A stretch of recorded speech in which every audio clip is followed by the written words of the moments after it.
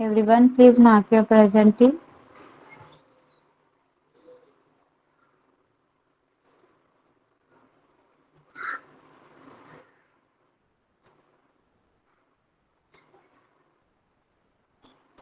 Okay, done?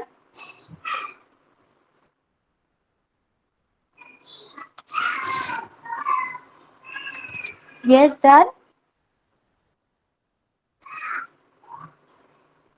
So, we have started in the previous lecture your lesson number 9, that is heat.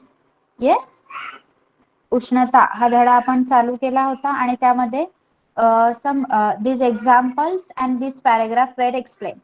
So, we will start with this experiment. Transfer of heat आपण शिकलो होतो.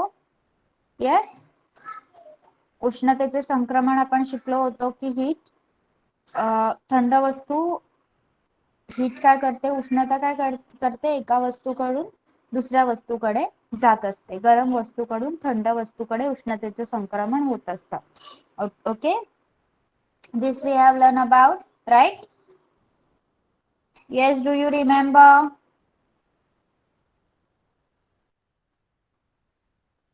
Okay,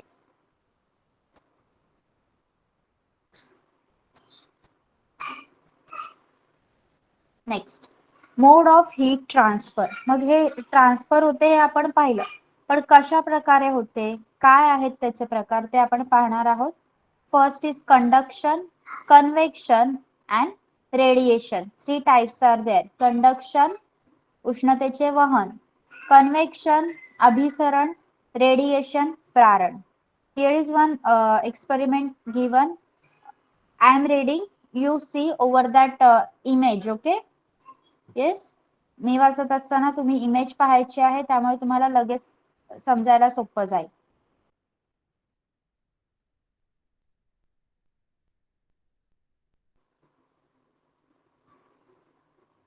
So apparatus required for this experiment: bars of stainless steel, aluminium and copper, a candle, a burner, pins and etc. Stainless steel किंवा लोखंड, aluminium आणि तांबे यांच्या पट्ट्या, मेणबत्ती, burner आणि टाचण्या. Procedure: take stainless steel or iron, copper and aluminum bars, each about 30 centimeter long and having the same shape. आपल्याला काय करायचं आहे, 30 सेंटीमीटर लांबीच्या आणि सारखा आकार असणाऱ्या स्टेनलेस स्टील किंवा लोखंड, तांबे आणि ॲल्युमिनियम याच्या पट्ट्या घ्यायच्या आहेत. तुम्ही पाहू शकता इथे ठेवलेल्या आहेत ट्रायपॉड स्टँडवर. Yes, you can see. Next, apply wax spots with the help of a candle at a distance of 2 centimeter from each other on all the 3 bars. आता काय करायचं आहे, मेणबत्ती घ्यायची आहे आणि मेणबत्तीला पेटवून मेणाचे ठिपके 2-2 सेंटीमीटर अंतरावर प्रत्येक पट्टीवर द्यायचे आहेत. तुम्ही पाहू शकता ग्रीन कलरने दिसत आहे स्पॉट ऑफ वॅक्स. येस, त्यानंतर पहा, stick a pin in each of these spots so that it is upright. Now insert the end of the all 3 bars into the flame at the same time. Observe for a while. आता काय करायचं आहे, जे आपण spot दिले ना, मेणाचे जे ठिपके दिले त्यामध्ये प्रत्येकात एक एक टाचणी उभी ठेवायची आहे. मी वाचताना प्लीज तुम्ही पिक्चर बघा, म्हणजे तुम्हाला एक्सपेरिमेंट लगेच समजेल. आणि आता स्टील किंवा लोखंड आणि ॲल्युमिनियम या पट्टीची टोके एकाच वेळी बर्नरच्या फ्लेमवर धरायची आहेत. इथे बघा तुम्ही, टोके एकाच वेळी बर्नरच्या इथे धरलेली आहेत. ऑब्झर्वेशन करायचं आहे, काय दिसेल, what do you see, from which bar do the pin start falling first, why, कोणत्या पट्टीवरील टाचण्या पहिले पडतील आणि का. बघा, pins fall starting from the end near the burner. It means that transfer of the heat takes place from the hot end of the bar to the cold end. ज्या जवळ आहेत, जे स्पॉट मेणाचे जवळ आहेत, तिथल्या पिन्स लवकर पडायला सुरुवात होतील ना. येस, याचा अर्थ काय होतो, हीटचं ट्रान्सफर हे हॉट एंड आणि hot end bar to the cold end. जिथे जास्त गरम आहे, जिथे जास्त उष्ण आहे, तिथून उष्णता, जिथे पदार्थ जास्त गरम आहे तिथून उष्णता वाहायला सुरुवात करते आणि पुढे थंड टोकाकडे जाते. येस, त्यानंतर काय दिसणार आपल्याला, this transfer of heat from the hot part of an object to the cold part is called as conduction of a heat. मग आपली हीट जेव्हा हॉट पार्ट कडून कोल्ड पार्ट कडे जाते त्या ट्रान्सफरला आपण कंडक्शन ऑफ हीट असं म्हणायचं आहे. जेव्हा पदार्थाच्या उष्ण भागाकडून थंड भागाकडे उष्णता जाते तेव्हा तिला उष्णतेचे वहन असं म्हणतात. Clear? Next, the pins on the copper bar start falling first. या एक्सपेरिमेंट मध्ये तुम्हाला असं आढळून येईल की तांब्याच्या पट्टीवरच्या टाचण्या लगेच पडतात, सुरुवातीला त्या पडतात. The pins on the steel bar fall comparatively late. आणि त्याच्या तुलनेत लोखंडी किंवा स्टीलच्या पट्टीवरील ज्या पिन्स आहेत त्या थोड्या लेट पडतात. Heat is conducted quickly through copper. याच्यावरून आपण काय निष्कर्ष काढू शकतो की तांब्यातून उष्णता जलद वाहते. Conduction of heat through a substance depends on the property of that substance. मग एखाद्या पदार्थातून उष्णता कशा प्रकारे वाहते, कमी वाहते की जास्त वाहते, हे त्या पदार्थाच्या गुणधर्मावर, त्या पदार्थाच्या प्रॉपर्टीवर अवलंबून असतं, डिपेंडेंट असतं. That conduction of heat takes place through a solid substance shows that a medium is required for the conduction of heat. आणि आपण पाहिलं की हे उष्णतेचे वहन एका सॉलिड सबस्टन्स मधून म्हणजे एका स्थायिक पदार्थामधूनच होत आहे. म्हणून आपण असा निष्कर्ष काढू शकतो की हीटच्या कंडक्शन साठी मीडियम खूप गरजेचा आहे. उष्णतेच्या वहनासाठी माध्यमाची आवश्यकता असते. This was all about this experiment and I think it was very easy to understand. Do you understood? Do you got everything about the first experiment? काय केलं आपण? कोण सांगणार पटकन? Who will explain it in quick? सांगा पटकन काय काय केलं आपण? Yes Pradyumna, please. Hello ma'am. Yes. आपण बर्नरने लोखंडी स्टिकला हिट केलं आणि कंडक्शनच्या द्वारे त्या मीडियम मधून हीट फ्लो झाली आणि त्या वॅक्सला त्या हीटनं वितळवलं. Yes. अजून? Yes Deepika, will you explain again? Ma'am ती कॉपर स्ट्रीप आणि स्टील स्ट्रीप जे होत्या ना त्याच्यामधून कॉपर स्ट्रीप जे आहेत ना त्याच्या लगेच पडल्या, कारण कॉपर मधून जी उष्णता आहे ती लगेच वाहते, पण स्टील मधून ती इतकी फास्ट वाहत नाही. Yes, very good. आणि मेन थिंग वॉज की तीन ज्या पट्ट्या आहेत त्याच्यातले जे सगळ्यात त्या पट्ट्यांवरील जो सगळ्यात जवळचा पार्ट आहे, तुम्ही पाहू शकता बर्नरच्या जवळचा जो पार्ट आहे त्या पार्टवरच्या टाचण्या लवकर पडल्या कंपॅरेटिव्हली टू दिस एंड. या ज्या पुढच्या टाचण्या आहेत त्याच्या कंपॅरिझन मध्ये ह्या ज्या पहिल्या टाचण्या आहेत त्या लवकर पडल्या. Y? Because heat travel through the hot places to the cold places. Okay, कारण उष्णता ही गरम ठिकाणावरून थंड ठिकाणी वाहते. Yes, got first experiment everyone has clear? Shall we move to the next one? Yes. Okay.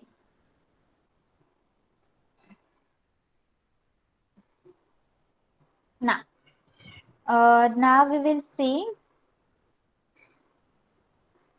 how does the transfer of heat takes place through a liquid. आता आपण solid मधून पाहिलं, मग आता लिक्विड मधून कशा प्रकारे हीट ट्रान्सफर होते ते पाहूया. Again I am reading, you have to watch your image. Okay, picture बघायचं आहे तुम्ही. फर्स्ट, apparatus, a beaker, potassium permanganate crystal, a burner, water, etc.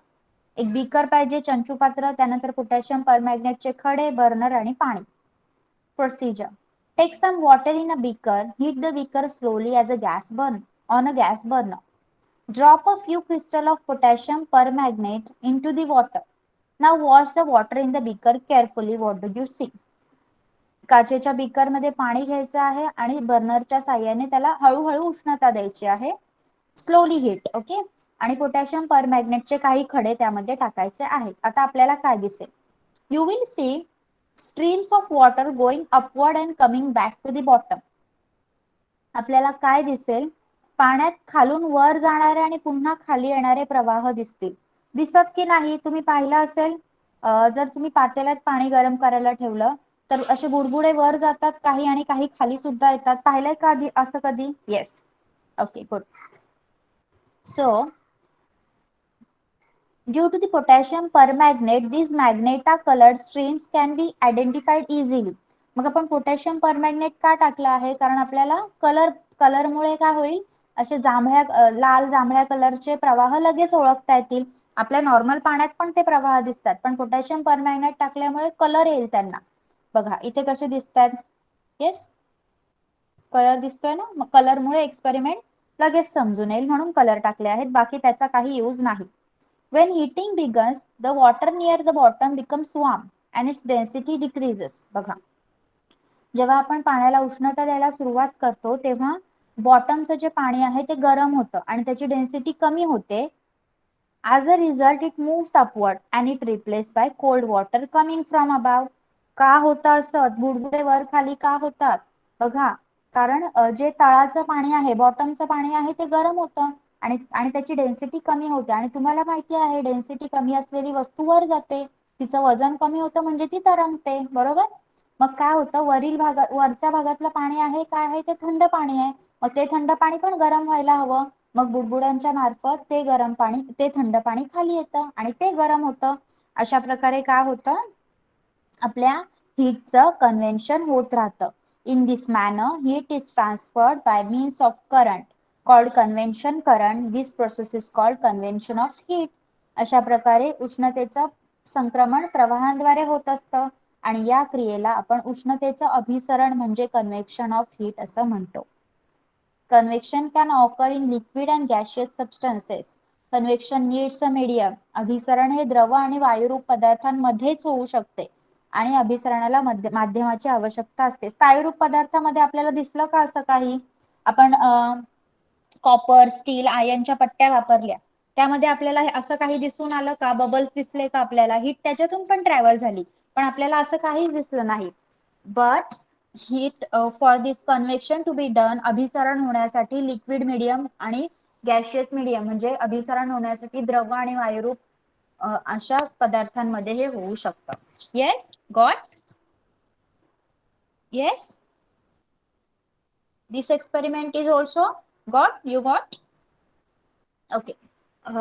हा एक्सपेरिमेंट करण्यासाठी तुम्हाला एखाद्या स्पेसिफिक अपॅरेटसला अरेंज करायची गरज नाही. पातेल्यात गॅसवर पाणी ठेवून सुद्धा तुम्ही हा एक्सपेरिमेंट पाहू शकता. Okay, but don't boil it. एकदम फास्ट बर्नर नका ठेवू, नाहीतर डायरेक्ट बॉईल झालेलं दिसेल तुम्हाला. स्लो बर्नर ठेवा. जर स्लो बर्नर ठेवलात तर तुम्हाला अशा प्रकारचा एक्सपेरिमेंट पाहायला मिळेल. Okay, next. पण स्वतःच काही करायला जाऊ नका एकटे. पहा, नेक्स्ट एक्सपेरिमेंट आहे आपला कन्व्हेन्शन आणि डेन्सिटीचं काय रिलेशन आहे ते पाहायचं आहे आपल्याला. येस, घनता आणि अभिसरण त्याचा काय संबंध आहे ते पाहणार आहोत आपण. apparatus, a test tube, a piece of ice, wire gauge, a burner and a candle. Okay, काय काय हवंय आपल्याला? एक टेस्ट ट्यूब, परीक्षा नळी, बर्फाचा एक खडा, वायर गेज म्हणजे स्टीलची जाळी आणि बर्नर आणि एक मेणबत्ती. Procedure: take some water in a test tube, wrap a piece of ice in a wire gauge and drop it in the test tube. बघा, एक टेस्ट ट्यूब घ्यायची आहे, त्यामध्ये पाणी घ्यायचं आहे आणि स्टीलच्या एका जाळीत बर्फाचा तुकडा गुंडाळायचा आहे आणि तो आपल्या टेस्ट ट्यूब मध्ये टाकायचा आहे. Like this. इथे दिसतंय तुम्हाला ice wrapped in wire gauze. Okay, ना it will sink to the bottom. साहजिकच बर्फाचा खडा हा टेस्ट ट्यूब मध्ये खाली जाऊन बसेल, तळाशी जाऊन बसेल. Now using a test tube holder, hold the test tube at a slant as shown in the figure. नंतर परीक्षा नळीला चिमटाने पकडायचा आहे आणि ती टेस्ट ट्यूब थोडी तिरकी करून बर्नरच्या इथे पकडायची आहे आणि त्याला काय करायचं आहे? Heat the upper part of the test tube. या डायग्राम मध्ये दाखवल्याप्रमाणे टेस्ट ट्यूबचा फक्त वरचा भाग गरम करायला सुरुवात करायची आहे, त्याला उष्णता द्यायची आहे, हीट प्रोव्हाइड करायची आहे.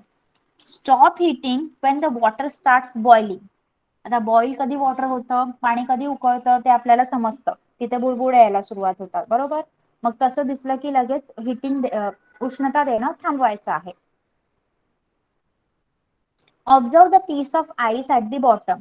आता आपला जो बॉटमला बर्फाचा खडा गेला ना, त्याचा ऑब्झर्वेशन करायचं आहे. The heat does not reach the bottom even though the upper part is heated. बघा इथे काय होईल, आपण वरच्या भागाला हीट दिली, उष्णता दिली, पण ती बॉटम पर्यंत पोहोचत नाही. How does this happen? का झालं असं? The density of water decreases due to heating. काय झालं, उष्णतेमुळे काय झालं, पाण्याची डेन्सिटी कमी झाली, पाण्याची घनता कमी झाली. Therefore it cannot sink and the process of convection does not occur. त्यामुळे काय झालं, पाणी खाली जाऊ शकलं नाही आणि कन्व्हेक्शनची प्रोसेस घडली नाही, अभिसरण घडलं नाही. ओके, फर्स्ट जेव्हा आपण मागच्या जे बीकर मधलं पाणी ही प्रोसेस बघितलेली, त्यामध्ये काय होत होतं, आपलं वॉटर बिकेम लाईट, डेन्सिटी कमी झाली आणि जास्त डेन्सिटी असलेलं पाणी खाली आलं आणि ते परत गरम होऊ लागलं, बरोबर. पण या एक्सपेरिमेंट मध्ये तसं होत नाही. हीटमुळे काय झालं, जी डेन्सिटी कमी झालेलं पाणी आहे ते खाली जाऊ शकलं नाही आणि त्यामुळे कन्व्हेक्शन झालं नाही. Okay, this was the relation between density and convection. Understood? Understood this experiment? Who will explain this? Who will explain this experiment? What you have understood, what you have to do for that, just tell me that. सांगा कोण explain करणार है हा experiment? Yes Deepika. Ma'am, पाण्याची घनता किंवा कोणत्याही द्रव पदार्थाची घनता जर का कमी असेल तर कन्व्हेक्शन होत नाही. Yes.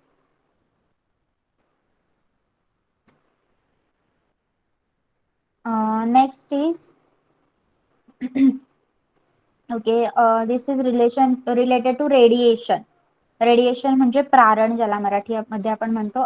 Again one experiment. Light a candle and stand it upright. Hold your hands on its two sides at some distance from the candle. Bring them closer. What do you feel? Have you warmed yourself near a bonfire or in the morning sun in the winter? See, एक मेणबत्ती पेटवून उभी करायची आहे आणि दोन्ही बाजूला आपले जे हाताचे तळवे आहेत ते थोडे लांबवर धरायचे आहेत. थोडे थोडे जवळ आणल्यावर आपल्याला काय जाणवेल, सांगा मला. मेणबत्तीच्या ज्योतीच्या दोन्ही बाजूला आपले हात धरले आपण आणि त्यांना थोडे थोडे जवळ आणले तर काय जाणवेल आपल्याला? हीट. ओके. तसंच तुम्ही कधी शेकोटी जवळ उभं राहून शेकला आहात का स्वतःला, किंवा कोवळ्या उन्हात थंडीच्या वेळी सकाळी उभे राहिले आहात का? What do you feel is a heat, right? So the sun is millions of kilometres away from us. सूर्य हा आपल्यापासून लाखो किलोमीटर दूर आहे. There is no air between the sun and the earth atmosphere is only a thin layer of air close to the earth. बघा, आणि सूर्य आणि पृथ्वी यांच्या दरम्यान हवा देखील नाही. हवेचा जो थर आहे, ऍटमॉस्फिअरचा थर आहे, तो पृथ्वीच्या लगतच आहे. Then how does this heat of sun reach to us? मग ही सूर्याची एवढ्या लांबून उष्णता आपल्यापर्यंत कशी पोहोचते? This heat is transferred in the absence of any medium. मग त्यासाठी कोणतंही माध्यम लागत नाही. Absence of any medium. The transfer of heat that takes place in this way without a medium is called radiation. म्हणजेच कोणतंही माध्यम नसताना जेव्हा उष्णतेचं संक्रमण होतं तिला रेडिएशन किंवा प्रारण असं म्हणतात. In the two examples above, heat reaches us mainly by radiation. मग या प्रोसिजर मध्ये आपण जे याच्या अगोदरचे जे एक्सपेरिमेंट्स पाहिले त्यामध्ये उष्णता ही आपल्यापर्यंत रेडिएशन म्हणजे प्रारण या गोष्टीद्वारे पोहोचते. जेव्हा तिला कोणत्याही प्रकारचं मीडियम उपलब्ध होत नाही, तेव्हा कोणत्याही प्रकारचं माध्यम उपलब्ध होत नाही, तेव्हा उष्णता आपल्याकडे रेडिएशन द्वारे म्हणजे प्रारणाद्वारे पोहोचते. Yes, understood about radiation? Got about radiation? Okay.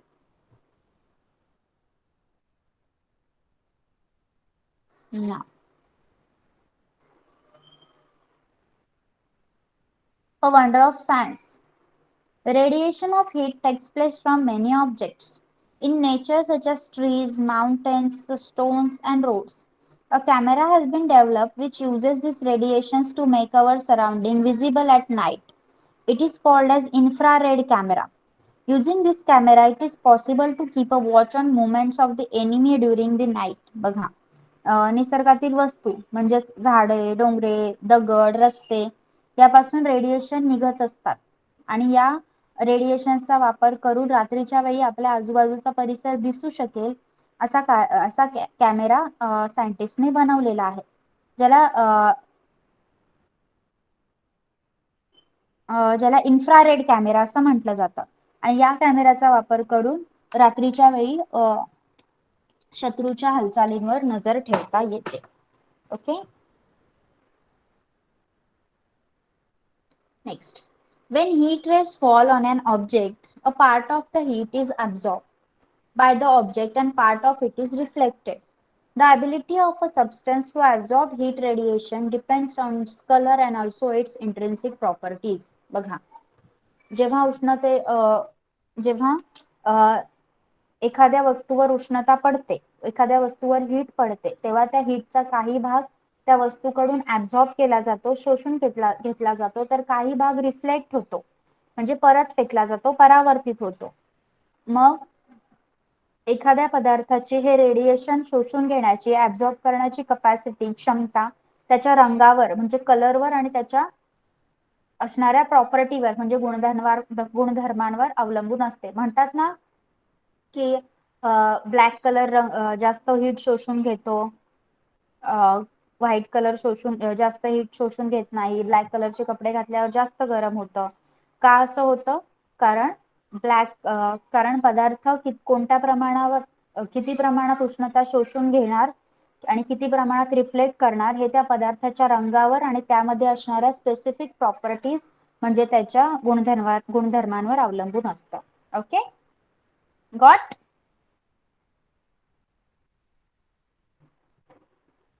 Now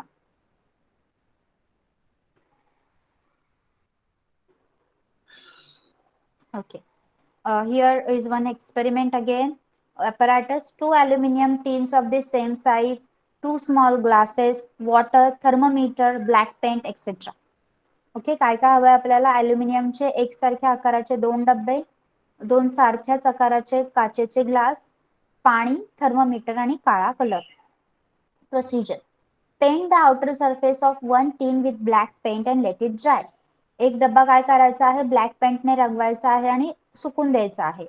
then in both tins place 1 glass each filled with water at the same temperature.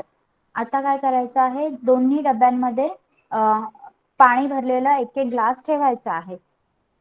Keep them in sun for 2 hours. आणि ते डब्बे आता उन्हात 2 तास ठेवायचे आहेत.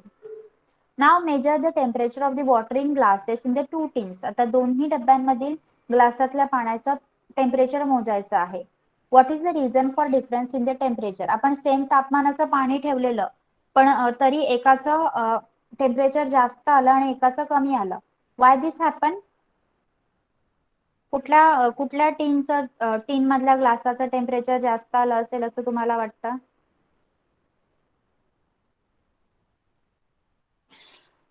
Black painted. Why?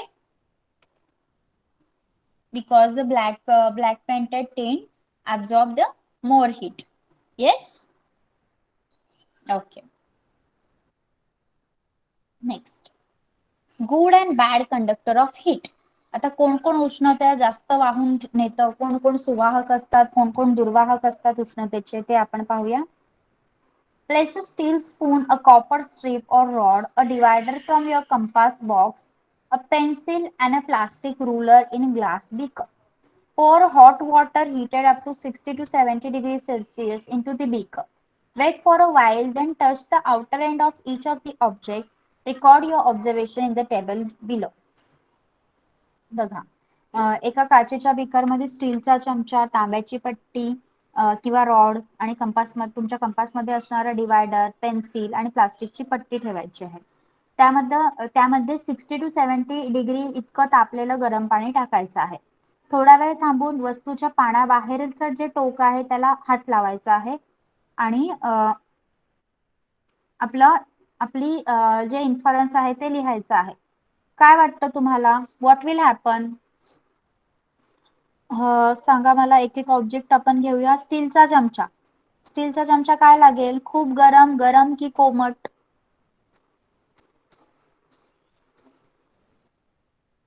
काय वाटतं? warm. And after that the copperची पट्टी, तांब्याची पट्टी hot. Yes, yes, it will be hot. And is divider तुमचं divider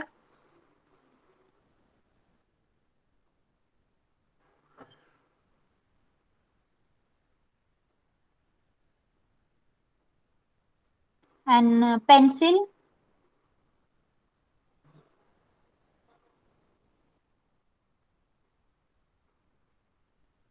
and प्लास्टिकची पट्टी. ओके, चला बघूया आपण. What inference will you draw from this? Some substances are good conductor of heat while some are bad conductor of heat. Heat is easily conducted through a copper strip or pot, but not through plastic or wood. आपण याच्यावरून काय निष्कर्ष काढलाय की काही पदार्थ उष्णतेचे सुवाहक आहेत आणि काही दुर्वाहक आहेत. म्हणजेच तांब्याच्या पट्टीतून किंवा जे आपला डिवायडर वगैरे होतं स्टीलचा चमचा त्याच्यातून हीट सहज वाहून गेली, पण प्लास्टिक आणि लाकूड यामधून हीट वाहून गेली नाही. Right? We can hold a glass tumbler or china cup full of hot tea easily in our hand, but not so a steel or copper cup if the same tea is poured into them. Yes, बघा आपण गरम चहाच्या cup मध्ये किंवा मातीच्या cup मध्ये घेतला तर तो सहजपणे हातात धरतो, पण तोच चहा जर आपण स्टीलच्या कप मध्ये घेतला किंवा तांब्याच्या भांड्यात घेतला तर तो सहजपणे आपण हातात धरू शकतो का?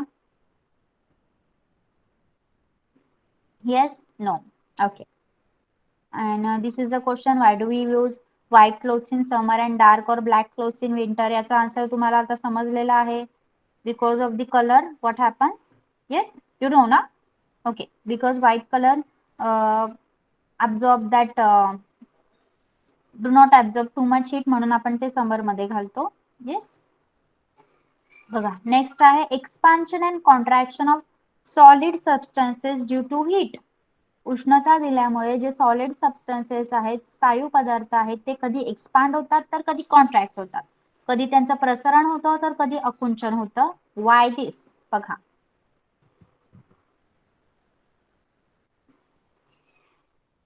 activity, take a metal ring and metal ball of such size that the ball just passes through the ring.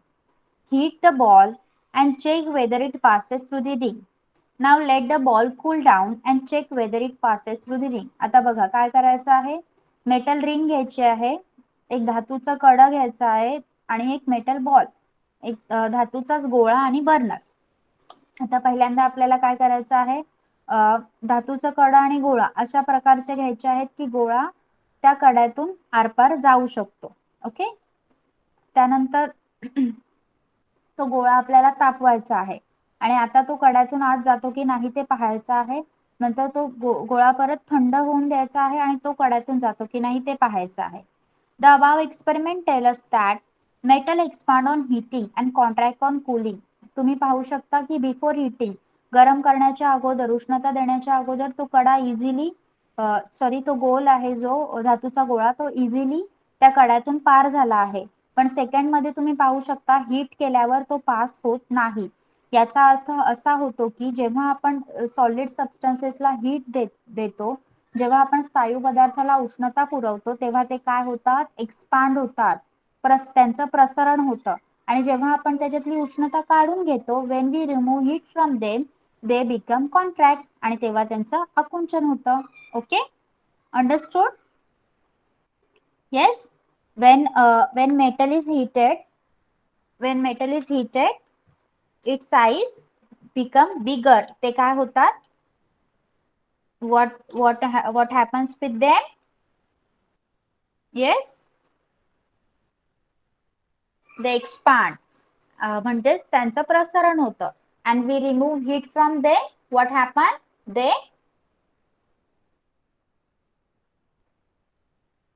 If we remove heat from a metal, what happen? Not a metal actually. Yes, they will contract. Any solid substance, they will contract. म्हणजे त्यांचा आकुंचन होतं. Okay, understood this experiment clearly? each and everything in your lesson is have been explained very nicely. बघा खूप properties आहेत आणि त्याच्यासाठी तुम्हाला खूप छान छान एक्सपेरिमेंट देऊन ते एक्सप्लेन केलं गेलेलं आहे तुमच्या लेसन मध्ये. त्यामुळे लक्ष द्या, it is going to be very helpful in your 11th and 12th science. See now आता आपण सॉलिडच्या बाबतीत तर पाहिलं एक्सपान्शन आणि कॉन्ट्रॅक्शन कसं होतं. आता आपण लिक्विडचं पाहायचं आहे. बघा apparatus are 500 ml conical flask, 2 hold rubber stopper, glass tube, measuring ruler, thermometer, stand, wire gauge, burner, graph paper, etc. काय काय पाहिजे आपल्याला? 500 ml चं कोनिकल फ्लास्क, याला कोनिकल फ्लास्क म्हणतात. Okay. 2 hold rubber stopper, 2 hole असणारं रबरचं एक स्टॉपर. त्यानंतर ग्लासची ट्यूब, काचेची एक नळी, मेजरिंग रुलर मोजपट्टी, थर्मोमीटर, स्टँड एक स्टँड, देन वायर गेज जाळी, बर्नर आणि ग्राफ पेपर एक आलेख कागद. ओके. बघा प्रोसिजर इज, मी प्रोसिजर वाचते, please you see over that image. Okay, तुम्ही ते पिक्चर बघा. Fill the conical flask completely with water. Insert the glass tube and the thermometer in 2 holes of the stopper and fit it to the conical flask. आता आपलं जे conical flask आहे ते पाण्याने पूर्ण भरायचं आहे आणि जे स्टॉपर आहे त्याला काचेची नळी आणि तापमापी लावायची आहे आणि ते स्टॉपर आता आपल्या ह्या ज्या कोनिकल फ्लास्क आहे त्याला वरती बसवायचं आहे. ओके. त्यानंतर पहा, heat the water and with the help of ruler record the water level in the glass tube.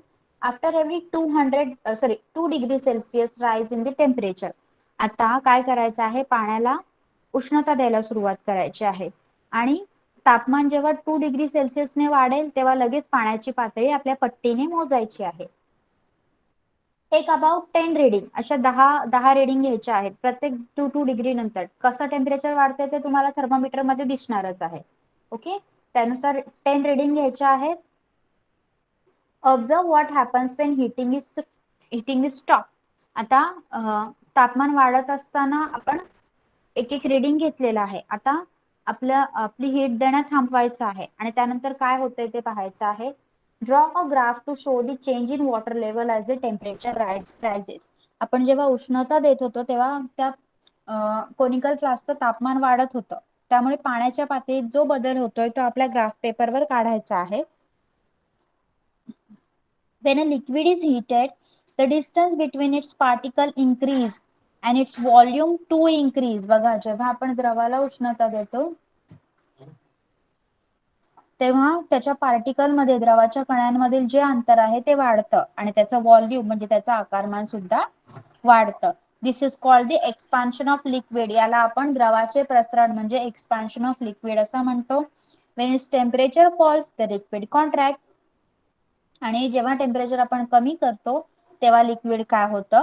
Contract होतं. अंडरस्टूड? येस. काय समजलं आपल्याला एक्सपेरिमेंट मधून? जेव्हा आपण एखाद्या लिक्विडला म्हणजे द्रवाला हीट देतो, उष्णता देतो, तेव्हा त्याच्या पार्टिकल मधलं जे अंतर आहे ते वाढतं आणि अल्टिमेटली त्याचं जे व्हॉल्यूम आहे, आकारमान आहे ते सुद्धा वाढतं. यालाच आपण द्रवाचे प्रसरण म्हणजे लिक्विड्स एक्सपान्शन असं म्हणतो. आणि जेव्हा आपण टेम्परेचर काढून घेतो किंवा कमी करतो तेव्हा ते लिक्विड परत कॉन्ट्रॅक्ट व्हायला सुरुवात होते, त्याचं आकुंचन व्हायला सुरुवात होते. Okay.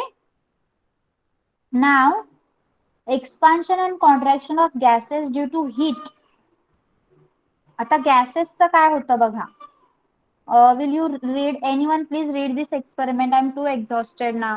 If you have your book, please read. Book असेल तर प्लीज हा एक्सपेरिमेंट वाचा. Yes Deepika.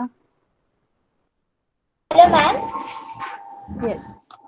Expansion and contraction of gases due to heat. Apparatus: glass bottle, balloon, hot water, etc. Procedure: fix a balloon on the mouth of a glass bottle. Hold this water in hot water. What happens? The volume of a gas increases on heating. This is called expansion of the gas. On the other hand, on removing heat, the volume of the gas decreases. This is called contraction of the gas. Okay. बघा आता या experiment मध्ये आपल्याला काय काय घ्यायचं आहे. एक काचेची बाटली, एक फुगा आणि गरम पाणी. ओके, ग्लास बॉटलच्या वरती आपला फुगा लावायचा आहे आणि ही बाटली गरम पाण्यामध्ये धरायची आहे. जेव्हा आपण उष्णता देतो तेव्हा आपल्याला असं आढळेल की गॅसेसचा जो व्हॉल्यूम आहे तो इन्क्रीज होतो. म्हणजे उष्णता दिल्यामुळे काय होतं, वायूंचं आकारमान वाढतं. This is called expansion of gases, ज्याला आपण गॅसेसचं एक्सपान्शन म्हणजे वायूंचं प्रसरण असं म्हणतो. जर उष्णता काढून घेतलं तर या वायूचं आकारमान कमी होतं, म्हणजे या गॅसेसचं व्हॉल्यूम कमी होतं आणि याला आपण वायूचं आकुंचन म्हणजे कॉन्ट्रॅक्शन ऑफ गॅस असं म्हणतो. पहा परत, सॉलिडच्या बाबतीत काय झालं, solid expand due to heat. Solid सुद्धा एक्सपांड होतात हीट केल्यावर, लिक्विड सुद्धा एक्सपांड होतात आणि वायू म्हणजेच गॅसेस सुद्धा एक्सपांड होतात हीट केल्यावर. ओके, आणि हीट काढून घेतल्यावर हे सगळे कॉन्ट्रॅक्ट होतात. येस, या सगळ्या एक्सपेरिमेंट वरून आपल्याला काय कळलं की solids, liquids and gases expands when we give them heat. स्थायू, द्रव किंवा वायू पदार्थ हे उष्णता दिल्यामुळे प्रसरण पावतात. and when we remove heat from them they become contract. आणि आपण जेव्हा त्यांची उष्णता काढून घेतो ते आकुंचन पावतात. yes, understood clearly? yes. Okay, आता आपल्या डे टू डे लाईफ मध्ये वापरला जाणारा थर्मास फ्लास्क कशा प्रकारे असतो ते पाहूया आपण. काय आहे नक्की ते थर्मस फ्लास्क, ज्युआर फ्लास्क. बघा, you might have seen a thermos flask used for keeping tea, coffee, milk, etc. hot or a sharbat cold for a long time. What is its structure and how does it function? आपण चहा, coffee, दूध यासारखे पदार्थ गरम राहण्यासाठी आणि सरबत सारखे पदार्थ थंड राहण्यासाठी थर्मास वापरतो. का त्याच्यामध्ये गरम पदार्थ गरम आणि थंड पदार्थ थंड का राहतात? बघा, this is a double walled flask. दुहेरी भिंती असलेला हा फ्लास्क असतो. It consist of two glass tube, one inside and other the gap between them sealed. यामध्ये काय असतात, एकात एक बसवलेल्या काचेच्या सीलबंद केलेल्या नळ्या असतात. The surface of both of the tubes are made shiny by a silver coating. आणि दोन्ही या नळ्यांचे पृष्ठभाग चांदीच्या मुलामा देऊन चकचकीत केलेले असतात. The air between the two tubes is remove to create a vacuum. आता ह्याच्यामधली दोन नळ्यांमधली हवा काढून तिथे व्हॅक्यूम क्रिएट केलेलं असतं. There is a protective jar of metal और प्लास्टिक आउटसाइड द ट्यूब. आणि या ट्यूबच्या बाहेर जो आपल्याला दिसतो तो जार असतो, एखादी बरणी किंवा फ्लास्क. ओके, जे प्लास्टिकचं असतं किंवा स्टीलचं वगैरे असतं. For protection of flask, pieces of sponge और rubber are fix between the outer jar and the flask. आणि फ्लास्क नीट राहावा म्हणून स्पंज किंवा रबराचे तुकडे फ्लास्कच्या संरक्षणासाठी लावलेले असतात. Great scientist sir James Dewar was a Scottish scientist. He made the first thermos flask in 1892. That is why it is called Dewar flask. Even today, a Dewar flask is used for keeping a substance cold or hot. Dewar flask 1892 मध्ये एक Scottish वैज्ञानिक होते, James ड्युआर यांनी बनवला आणि म्हणून त्याला आपण ड्युआर फ्लास्क असं म्हणतो. आणि हा पदार्थ थंड आणि गरम राहण्यासाठी आज देखील आपण वापरतो. नाव the function of thermos flask. बघा, थर्मस फ्लास्क अशा प्रकारे असतो आतमध्ये. ओके, आपल्याला जे बाहेर दिसतं आपण स्टील किंवा प्लास्टिकचा आहे असं म्हणतो, पण आतमध्ये अशा प्रकारचा असतो. When a hot substance is placed in a thermos flask, a heat goes reflected due to the shining surface of the inner tube. बघा, जेव्हा एखादा उष्ण पदार्थ आपण फ्लास्क मध्ये ठेवतो तेव्हा आतली जी नळी आहे ती चकचकीत असते, तिला सिल्वर कोटिंग लावलेली असते ना, मग तिच्यामुळे काय होतं, बाहेर जाणारी उष्णता पुन्हा आतच जाते, आतच रिफ्लेक्ट होते. ओके, म्हणजेच it is not gate radiated, ती रेडिएट होत नाही, तिचं प्रारण होत नाही.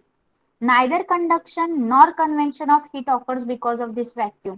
आणि आतमध्ये व्हॅक्यूम आहे, हवा नाही, बरोबर, मग हवाच नाही तर त्यामुळे उष्णतेचं वहनही होत नाही आणि अभिसरण सुद्धा होत नाही, कंडक्शन सुद्धा होत नाही आणि कन्व्हेक्शन सुद्धा होत नाही. As a result heat is not transfer to the outer cooler region and is retained inside for a longer time. म्हणून काय होतंय, जर वहन होत नाहीये, अभिसरण होत नाहीये, त्यामुळे जी उष्णता आहे ती थंड भागाकडे जातच नाही. आतल्या आतच राहते. Yes. Still, a little heat is lost from outer the lid and by a small amount of conduction through the glass. म्हणजेच काय होतं, थोडीशी एकदम थोडी उष्णता वरच्या झाकणाच्या बाजूकडून आणि काचेच्या होणाऱ्या थोड्याशा वहनामुळे बाहेर जाते. Therefore,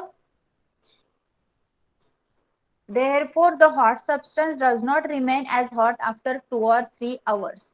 म्हणून 2-3 तासानंतर उष्ण पदार्थ एकदम जसा आपण भरलेला आहे तेवढा एकदम गरम राहत नाही. गरम राहतो पण तो थोडा कमी राहतो. Okay, understood. थर्मसचा फंक्शन आणि थर्मसचं स्ट्रक्चर समजलंय सगळ्यांना? Yes. Shall we go to the question and answers?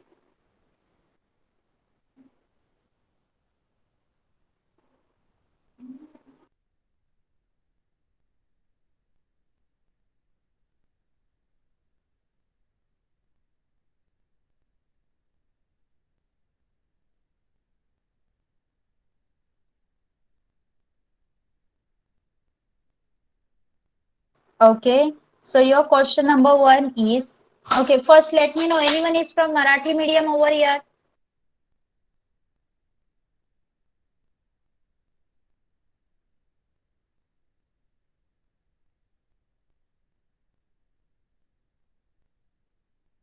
Tejal, you are from Marathi medium? फक्त सांगा, कारण मला मराठी मधून पण आन्सर्स क्वेश्चन विचारायला. Yes, teacher. Okay, okay, fine. So your question number 1 is, fill in the blank with the proper word from the bracket. Okay, bracket I am not going to read. Please read. I am too much exhausted today. Okay. Maximum heat is absorbed by a colored object. सर्वाधिक उष्णता टिंबटिंब रंगाच्या वस्तूकडून शोषली जाते. Black. Yes.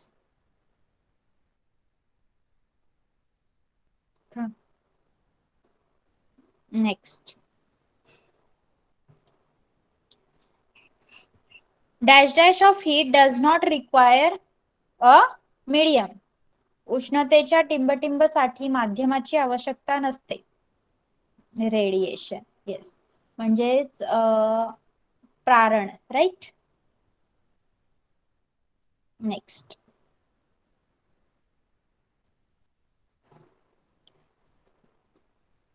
Conduction of heat takes place through a dash dash substance. उष्णतेचे वहन टिंबटिंब पदार्थांमधून होते. Good conductors, वाहक. Yes.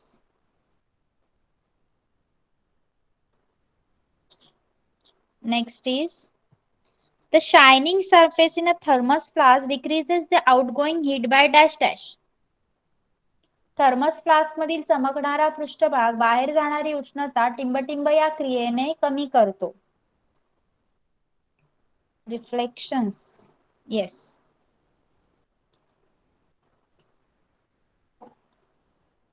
Okay, next. Please let me complete, then write your answer, please. Cooking utensils are made from metals due to their property of dash dash. अन्न शिजवण्याची भांडी टिंबटिंब गुणधर्मामुळे धातूची बनलेली असतात. Conduction. Yes, सुवाहक.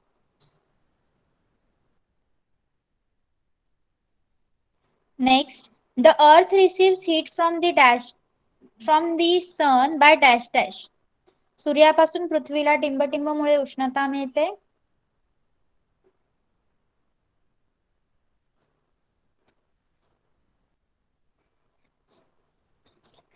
How we can use 2 times?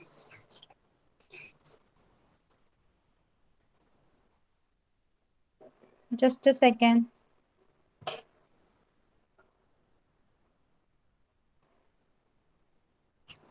Previously also you have said that radiation, right?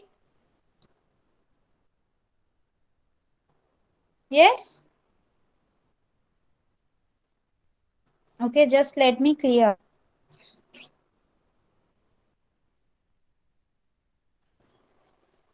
First is maximum heat is absorbed by the black color object, right? Then dash dash of heat does not require a medium. Uh, yes, this is also the radiation, right? Radiation साठीच medium ची गरज नसते, right? Yes. How many are there? 1, 2, 3, 4, 5, 6. 1, 2, 3, 4, 5, 6, 7, 8, 9. Okay. Okay, yes, we can use it again and again because many options are there. Okay. Sorry, I only got confused. I thought only that much options are given. Next is write answers to the following question. How does a fever get lowered by putting a cold compress on the forehead of a patient? ताप आल्यावर कपाळावर थंड पाण्याची पट्टी ठेवल्यास ताप कमी का होतो? Yes Aditi. Hello, ma'am. Yes. A cold compress absorbs some heat from the patient's forehead as water slowly evaporates from the cloth and lowers the body temperature. Yes, good.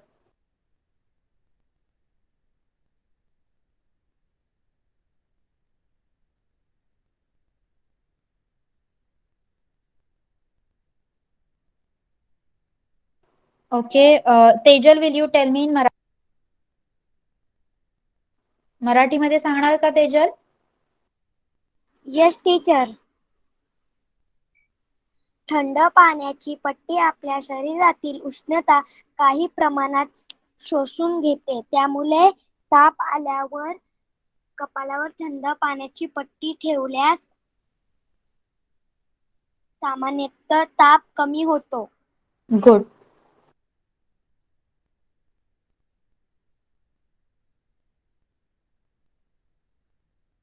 Okay. Next question is, why are the houses in Rajasthan painted white? Rajasthan मधील घरांना पांढरा रंग का दिलेला असतो? Yes Deepika. Hello ma'am. Yes. In Rajasthan, atmospheric air temperature is very high in summer. White color reflects most of the sun's incident radiant heat. Moreover, absorption of heat by white color also is very little. As a result, houses do not get heated up. Therefore, houses in Rajasthan are painted white. Very good. Tejal, will you?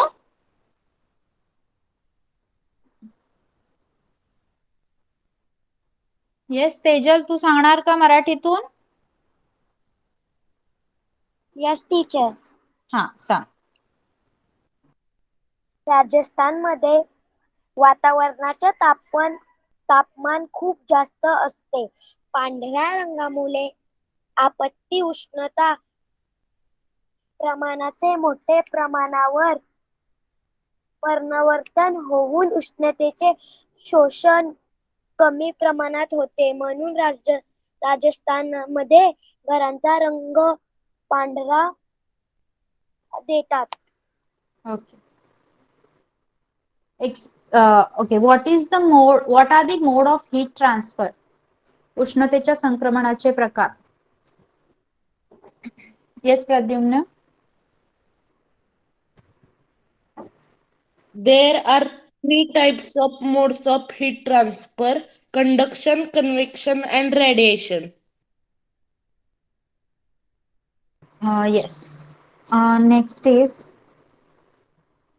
explain which mode of heat transfer causes sea breezes and land breezes. खारे वारे आणि मतलई वारे उष्णता संक्रमणाच्या कोणत्या प्रकारावर आधारलेले आहे? Yes Aditi. Hello, ma'am. Yes. There is a phenomenon that lands heat as well as cools down faster than land.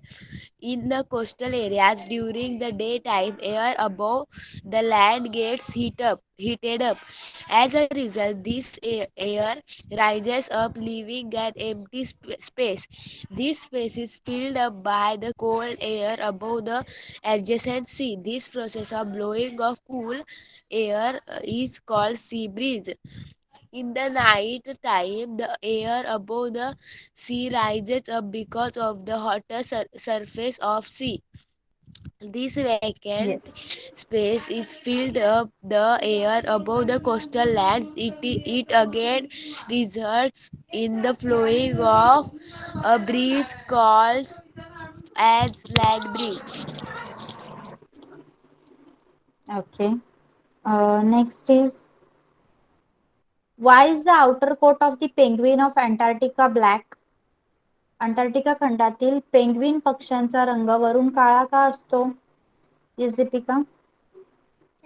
Black color absorbs radiant heat energy from sun readily. In Antarctica, there is freezing cold temperature. Warm-blooded animals struggle to keep their body warm. Penguin. Outer black coat color absorbs radiant heat from sun and helps them to keep their body temperature warm. Yes. Tejal.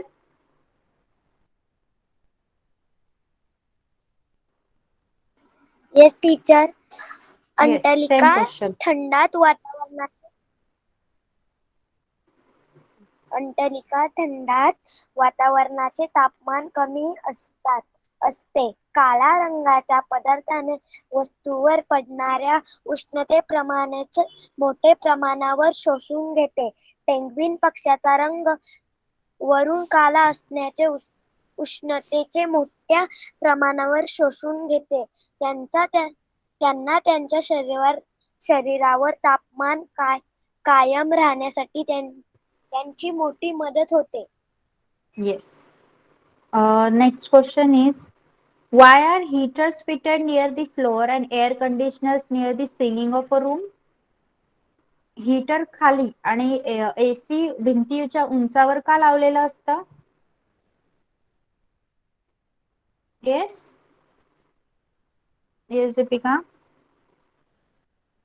Hello, ma'am. Yes.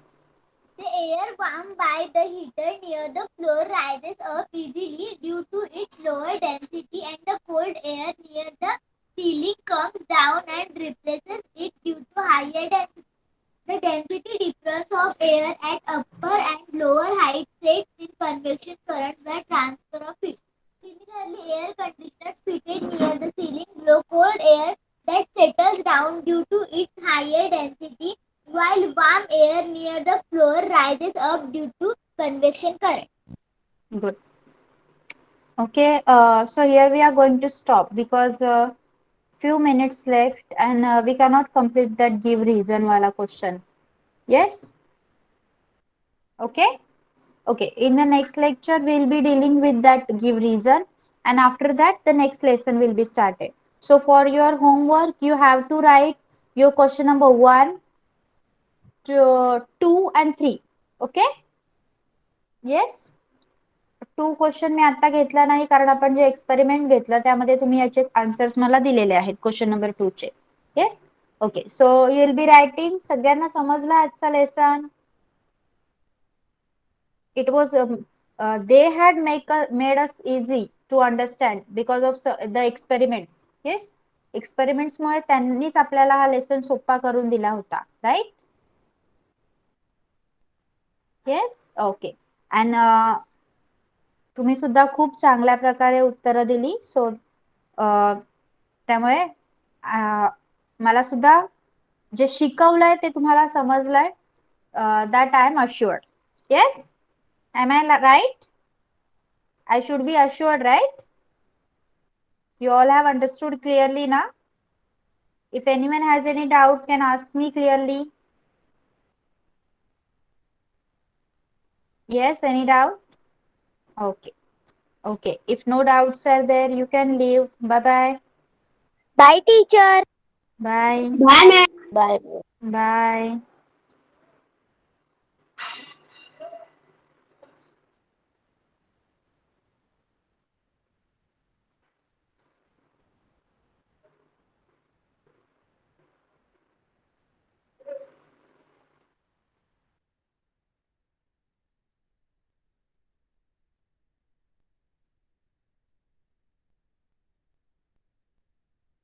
Shardul, the class has been finished. You can leave now.